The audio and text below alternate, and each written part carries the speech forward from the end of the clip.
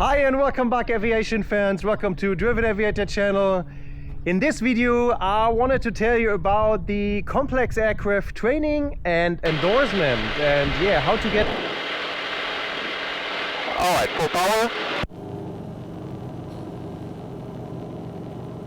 Flaps up and prop back and gear up.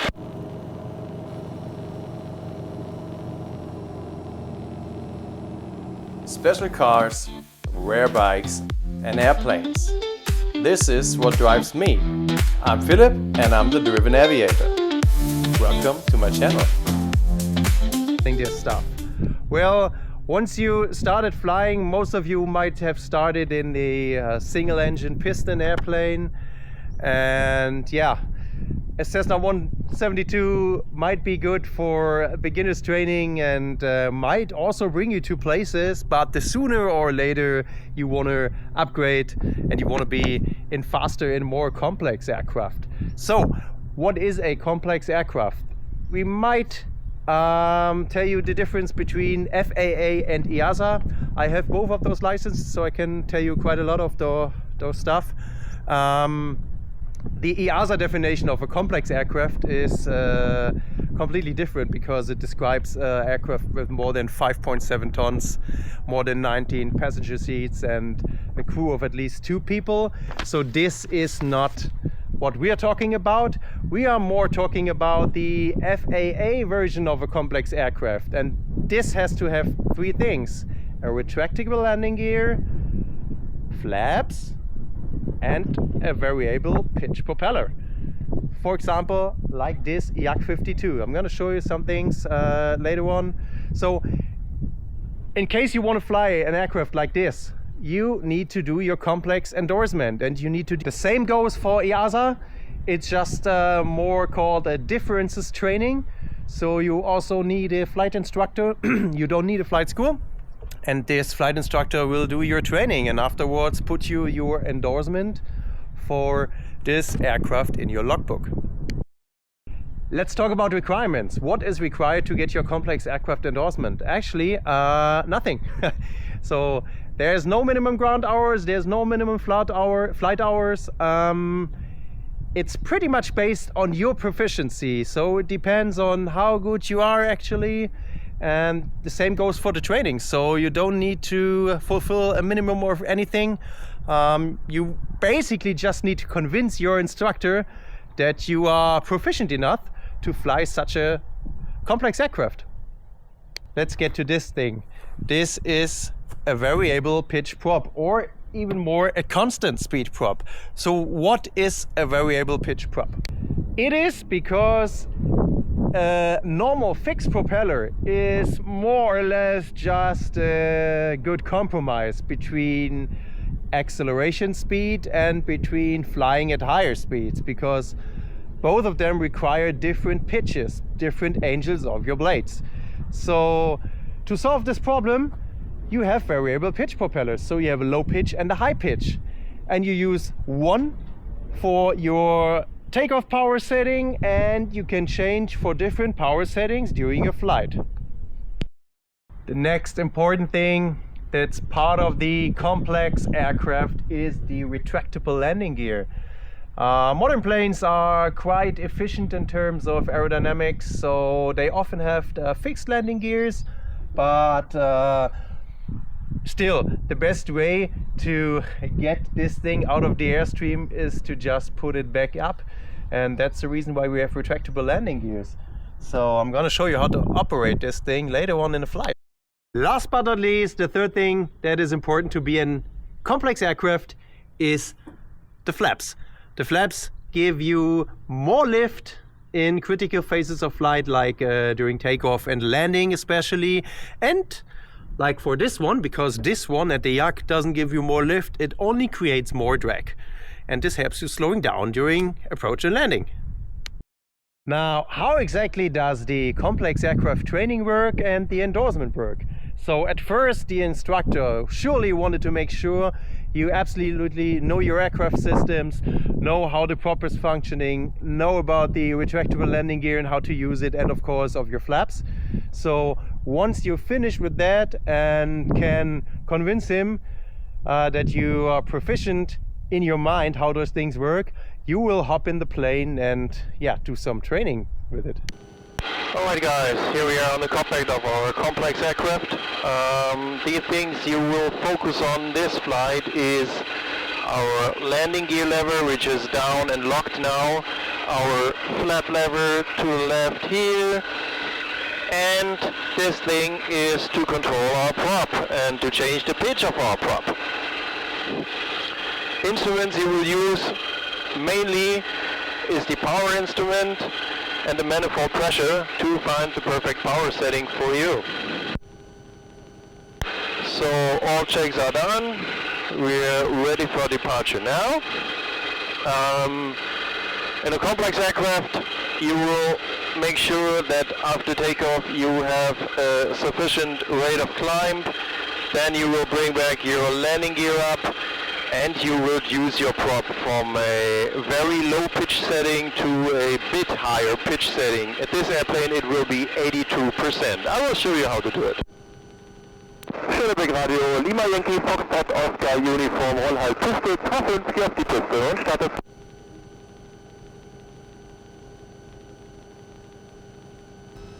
Okay, there we are. Temps and pressures are good. Setting power. Setting takeoff power.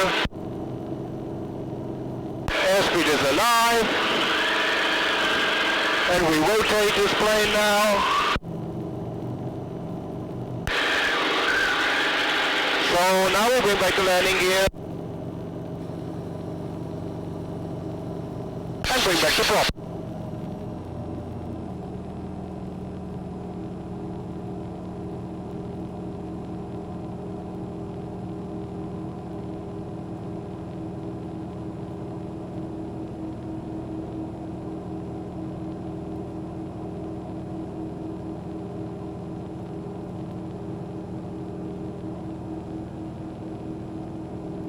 With a variable pitch propeller you have a takeoff setting in this plane. This is 100% prop and full manifold pressure. And you have a cruise setting afterwards. This is, as I told you, 82% of the prop and around 8.5 of the manifold pressure.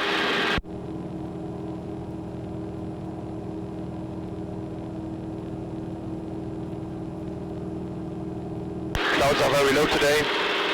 At least the ceiling, so we'll level off at 2,000 feet, and what I will do then is level off, bring back the prop to cruise, 70%,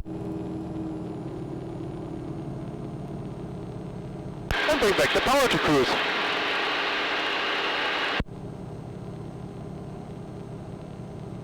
And this is your cruise setting in terms of the variable pitch propeller. Every airplane has different cruise settings, and even for this aircraft, for the Yak 52, there are 3 different power settings for cruise, so this is the most powerful we have right now, and the most economic one is oversquaring, so that means you turn down the prop as low as possible. At this airplane it is 59%. And you always try to have more manifold pressure than props. So in this case, you are not the fastest one, but you are very fuel efficient.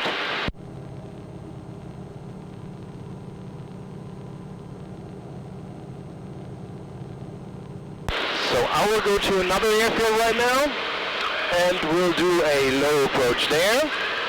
And we'll show you how to clean up your aircraft from landing configuration into go around, because to do that you firstly need to apply full power, then you bring up your flaps, and afterwards again when you have sufficient rate of climb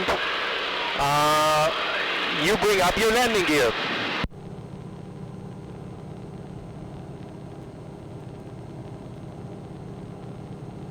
Magdeburg Radio, Lima Yankee, Foxtrot, Oscar, Uniform, hallo?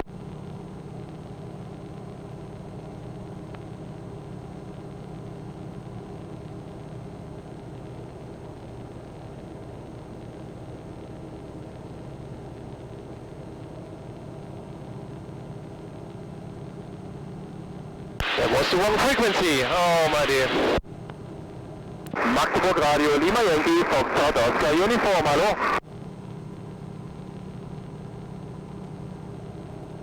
Lima Yankee, Foxtrot, Oscar, Uniform, Magdeburg Information, einen schönen guten Tag. Die Lima Yankee, Foxtrot, Oscar, Uniform, Yak 52 in Schönebeck gestartet, für einen tiefen Überflug noch einmal, aktuell in 2500 Fuß direkt über Schönebeck. So wie gestern, wir haben die 09, der Wind 130 Grad, 2 Knoten, QNH 1009, im Moment kein weiterer Platzverkehr gemeldet. QNH 1009 und Piste 09, Lima Yankee, Foxtrot, Oscar.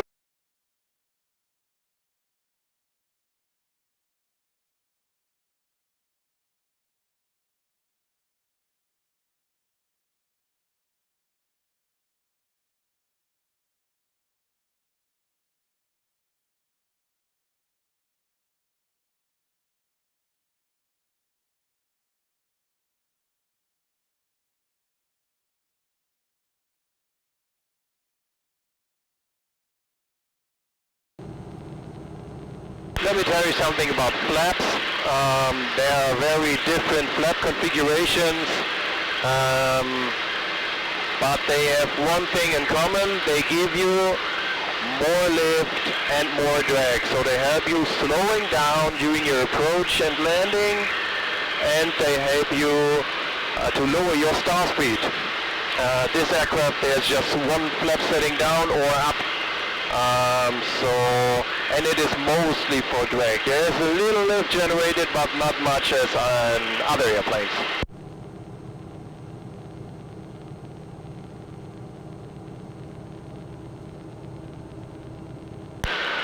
Avoiding this town over here because people are freaking out with loud aircraft. It's not normal anymore those days, but it is how it is.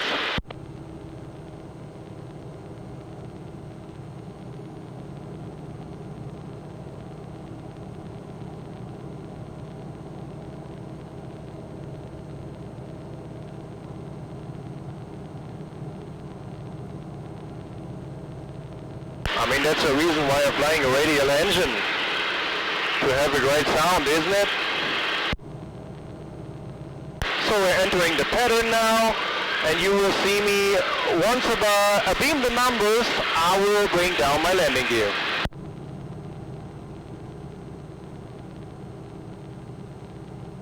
Foxtrot, Oscar, Uniform, im Gegenanflug bis 09. Foxtrot Information, verstanden.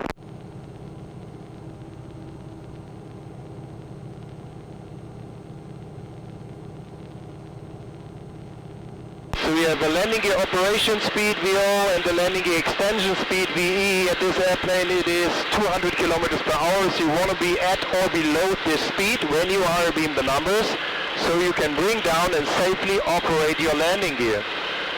So there is the field. I'm bringing down the gear now. I'm checking if it is down. You see 3 greens. You also see the poles coming out, so we're good. The next speed we are aiming at is 170 kilometers per hour. This is the speed we want to have in base, so we can bring out our our flaps. And afterwards I'm bringing back the prop, which is also very important for a go-around, bringing back the prop to 100%.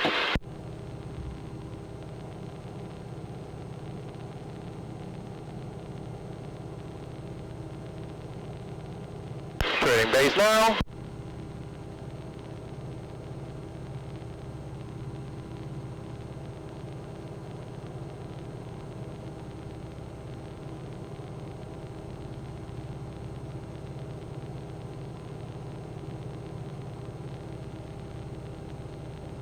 Der Wind variabel, 2 Knoten.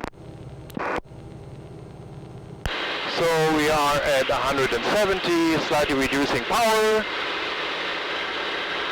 Having a stable approach. Now I will bring out the flap. Flaps out and prop forward. So the prop is in fine or low pitch setting. Now as with every other aircraft, I establish a pretty good glide path, a stable glide path. Again, when I will go around, I will clean up the aircraft with full power first and then bring up the flaps.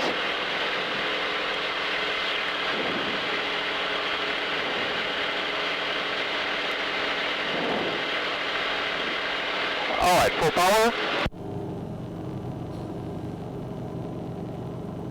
Flaps up and prop back. And gear up.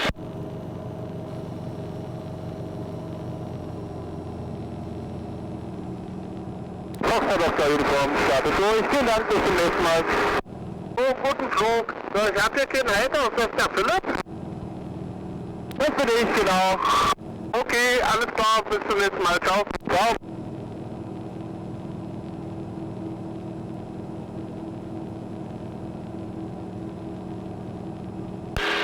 Once again, you have your climb setting for your prop. You establish the best angle of climb.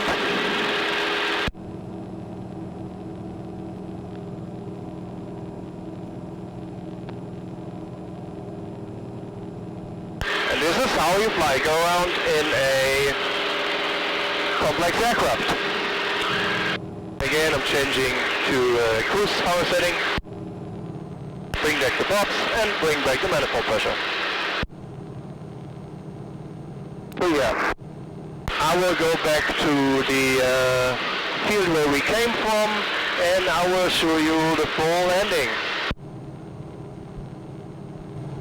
Again, especially in a complex aircraft with its high speeds, it is important to have a good downwind, a good base, and so a good final and a stable approach, because otherwise you can mess up things pretty damn fast.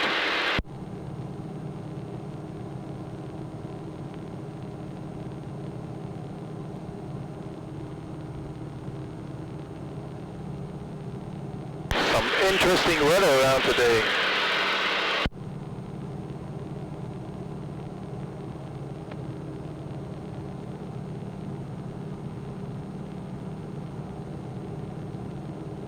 So, because I want to be down before this lot of rain is coming, I will not fly a pattern. Of course, in your complex aircraft training and doing your endorsement, you will fly normal patterns, no direct approaches. But the procedure is the same, so you reduce manifold pressure at first with your throttle.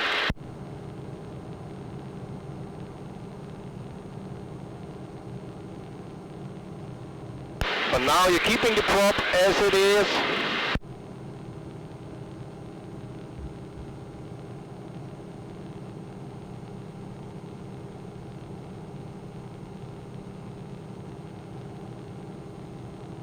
There's no wind, so we can land in the opposite direction.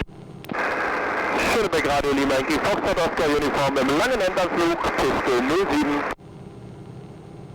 Okay, again, you want to be at or below your landing gear operating speed, which is now. Bring down your landing gear.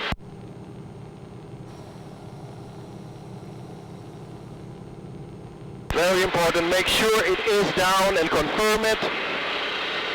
Then I will use my flaps at next.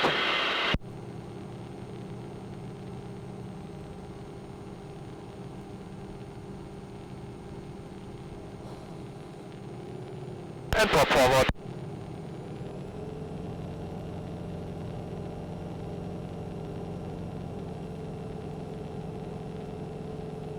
Fly a stable approach. Once again, confirm your gears down. This is so important, guys.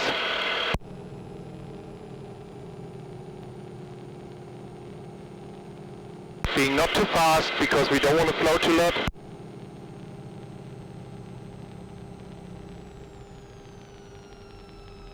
Flare it, hold it, flare it, and there we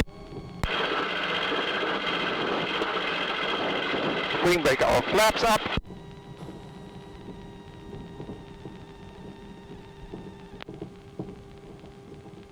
This airfield is a little bumpy sometimes, but no challenge for Yak aircraft. those things fly in Siberia at minus 40 degrees without any problems at all. So another thing you will notice with the complex aircraft, your after landing checklist will be much longer. So I really recommend you guys, even though you might know that everything already and might be of the opinion you don't need a checklist, please refer to checklist, because even I'm always missing something. So at this aircraft it is.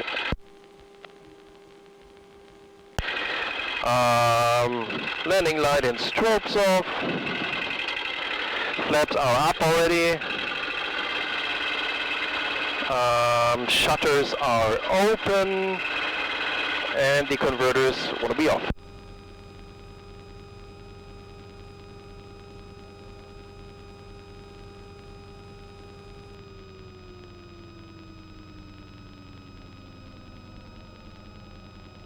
Alright, after landing checklist complete.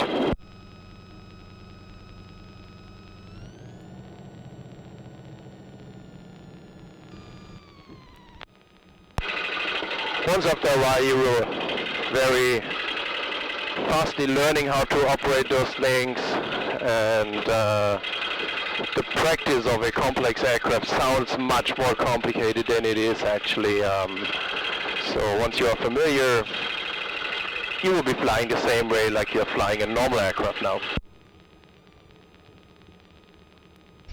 So that was our little training flight in a complex aircraft. I hope you guys learned a bit of it. I hope you guys are motivated to make your complex endorsement, or in Europe your differences training for a complex aircraft.